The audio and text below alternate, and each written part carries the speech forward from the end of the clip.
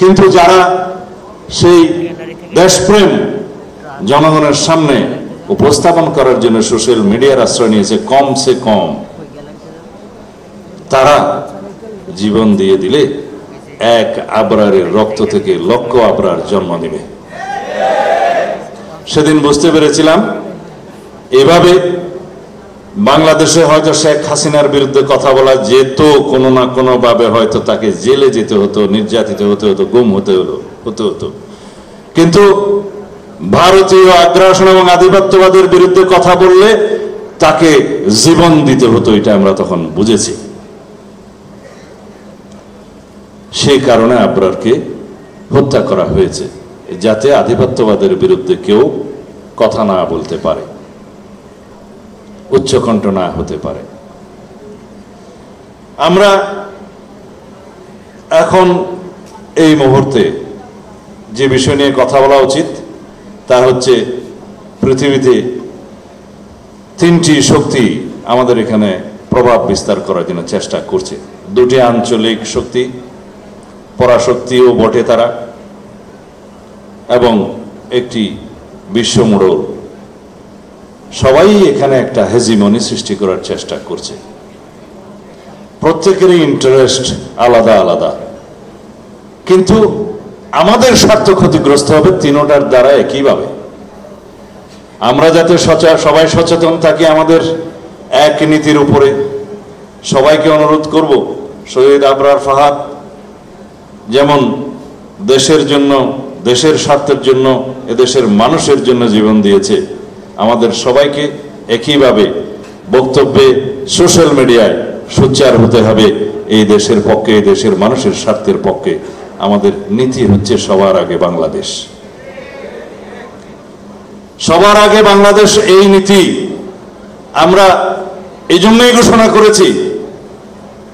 এই তিনটা শব্দের মধ্যে সারা বাংলাদেশ জীবিত থাকবে, সারা বাংলাদেশের মানুষের স্বার্থ নিহিত থাকবে। এই তিনটা শব্দের মধ্যে আমরা উজ্জীবিত হব স্বাধীনতার মূল মন্ত্রে। সবার আগে বাংলাদেশ পররাষ্ট্রনীতিতে, সবার আগে বাংলাদেশ যে কোনো আন্তর্জাতিক চুক্তিতে, সবার আগে বাংলাদেশ যে কোনো বিষয়ে আমাদের নীতি গ্রহণের প্রক্রিয়ার মধ্যে। কারণ আমরা যদি আমাদের দেশের স্বার্থকে, জনগণের স্বার্থকে যদি আমরা প্রাধান্য দেই, এক নম্বরে রাখি, তাহলে আমরা জাতি কোনোদিন ভুল পথে পরিচালিত হব না। এই নীতি আমাদের প্রতিষ্ঠা করতেই হবে।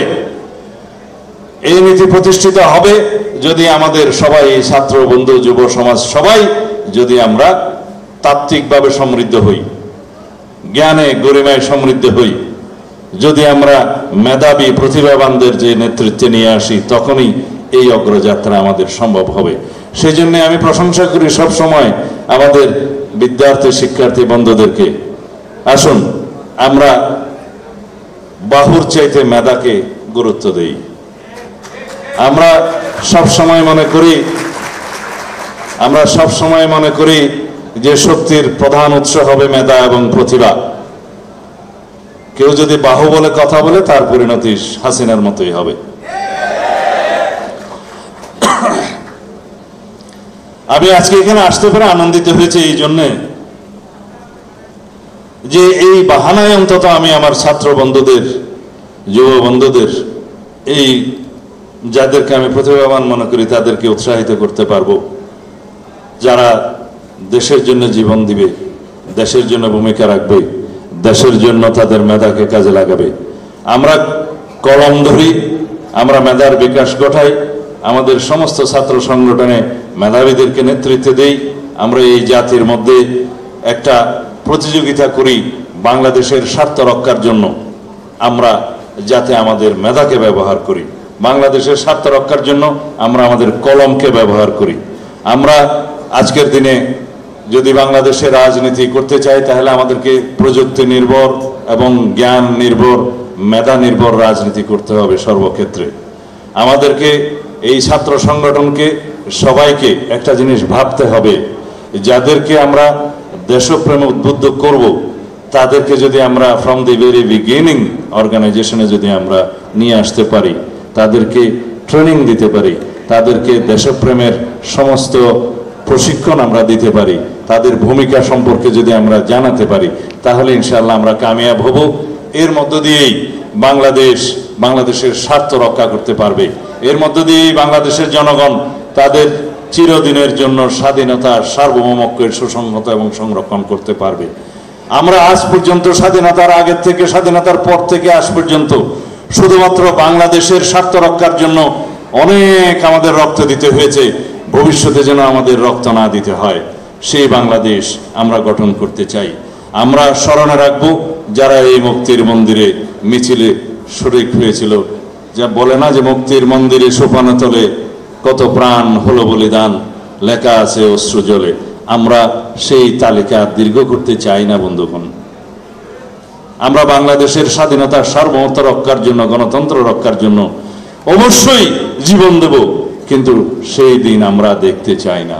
আমরা যদি ঐক্যবদ্ধ থাকি তাহলে বাংলাদেশের স্বাধীনতা অক্ষুণ্ণ থাকবে। আমরা যদি আমাদের মেধার চর্চা করি, আমরা কলম দিয়ে এই দেশের স্বার্থকে রক্ষা করি, আমাদের স্বার্থ অক্ষুণ্ণ থাকবে। আমাদেরকে সেই দিন দেখতে হবে না। কেবলমাত্র সবাইকে শেষ কথা বলে যাই, বাংলাদেশে অবশ্যই ব্যাড পলিটিক্সকে যদি আমরা রিপ্লেস করতে যাই গুড পলিটিক্স দিয়ে, তাহলে পরে ফেসিবাদের উৎপত্তি কোনোদিন হবে না। আমরা যদি ব্যাড কালচারকে রিপ্লেস করতে চাই গুড কালচার দিয়ে, তাহলে কোনোদিন bad culture in politics and in everywhere abolish হয়ে যাবে। সুতরাং সর্বক্ষেত্রে আমরা ভালো কালচারের, ভালো সংস্কৃতির, ভালো রাজনীতির, আদর্শিক রাজনীতির প্রচলন করি। আমরা তাত্ত্বিকভাবে ফেসিবাদের বিলুপ্তি ঘটাতে পারবো।